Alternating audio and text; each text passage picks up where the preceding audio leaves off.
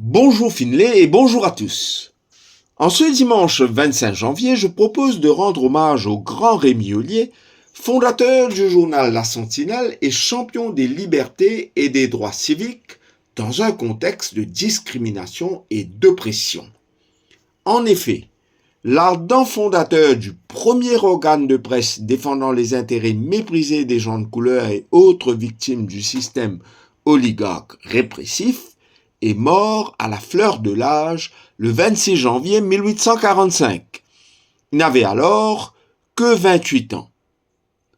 Dimanche dernier, nous parlions de Martin Luther King Jr., grand tribun qui aurait eu 97 ans le 15 janvier dernier, s'il n'avait pas été tué pour sa lutte contre la discrimination.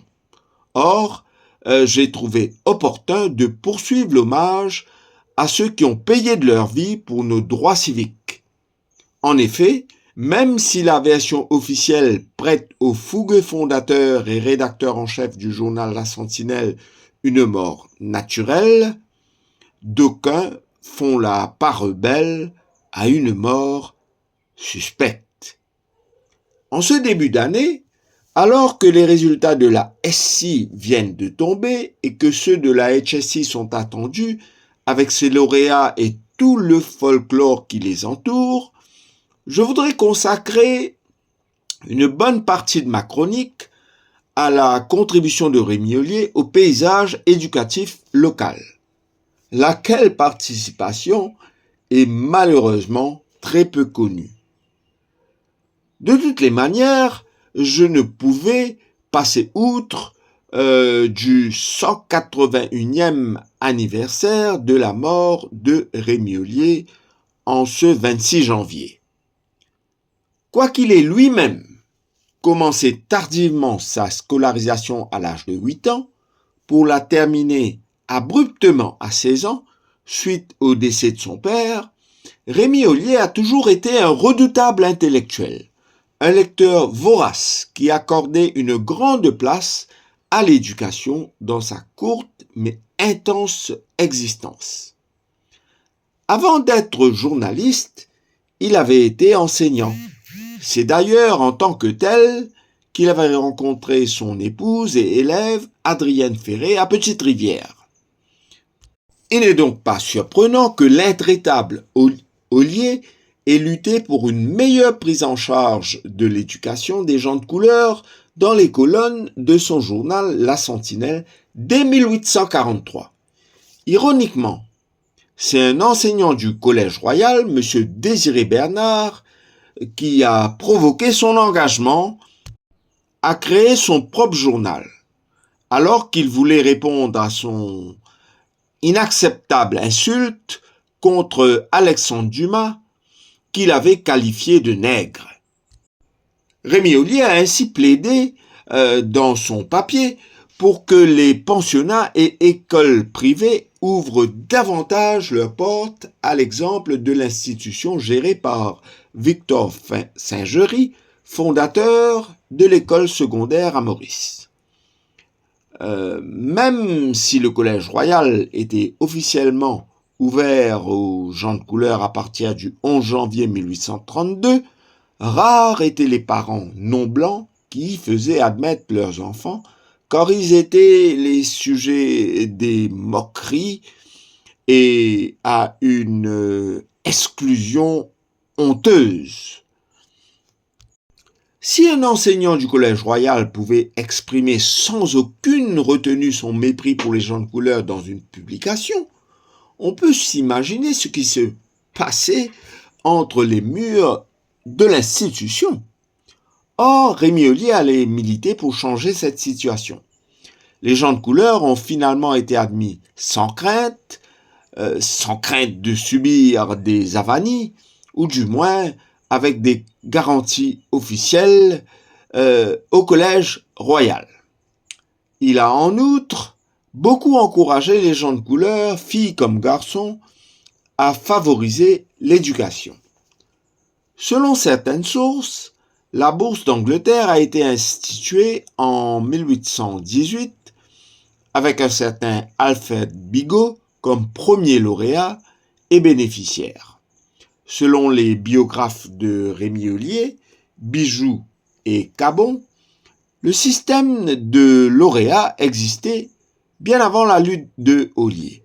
Toutefois, la liste des lauréats indique que entre 1823 à 1838, il n'y avait ni proclamation de lauréat et manifestement ni bourse. À partir de 1839, la commission d'instruction publique décida de renouer avec le système et le lauréat Alfred Koenig obtint sa bourse en 1840. Cette version correspond à ce que dit l'historien Auguste Toussaint dans son ouvrage « La langue française à l'île Maurice ». Ce dernier atteste, je cite, « Un peu avant 1839, l'administration locale avait décidé d'allouer chaque année une bourse pour permettre aux meilleurs élèves du collège en fin de scolarité d'aller poursuivre ses études en Angleterre. » Fin de citation. Amédée Nagapen souligne de son côté, dans son ouvrage sur Tristan Bardet, que l'ordonnance numéro 6 de 1839 indique le montant annuel à être versé pour le boursier. Les lauréats furent en effet proclamés, mais sans bourse à la clé, ou du moins elle se faisait tellement attendre que les bénéficiaires eussent eu le temps de passer à autre chose. Ce n'est qu'en 1844, à la suite de maintes requêtes de Rémi Ollier dans ses missives dans la Sentinelle, que le gouverneur William Gong a décidé d'instituer définitivement la Bourse d'Angleterre avec une bourse offerte aux lauréats avec effet rétroactif à partir de 1841. Ainsi, les étudiants Garot, Freusange, Mestre, Longueville et Demrez de Chamois obtinrent leur bourse pour les années 1841 à 1844.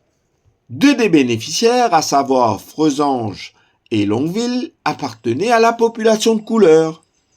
Puis, à partir de 1854, à la suite des articles du journal La Sentinelle, ce sont deux bourses qui seront offertes.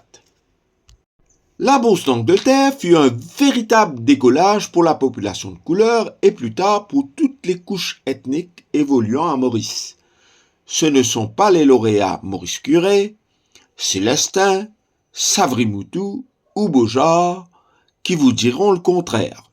D'ailleurs, Onésif Beaujard obtint la Bourse d'Angleterre en 1850, après que Eugène Leclésio eut décliné la sienne. Il allait être le premier élu non blanc du pays aux premières élections de 1886. Faut-il rappeler que, par ailleurs, Rémi Ollier a en outre plaidé pour la démocratisation des emprunts bancaires, l'amélioration de nos services de santé, l'accès à l'éducation de qualité pour tous, la création d'un dépôt de mendicité, la révision de la peine de mort, et je ne m'en tiens qu'à cela. Lorsqu'il fallait prendre position pour ses adversaires du CNR, il l'a fait avec vigueur, car pour lui, les principes de la vérité et de la justice sont ceux qui devaient primer. Il a milité pour qu'un homme de couleur soit représenté au Conseil législatif. Ainsi, en 1846, Hippolyte Lemierre fut le premier à accéder à ses responsabilités.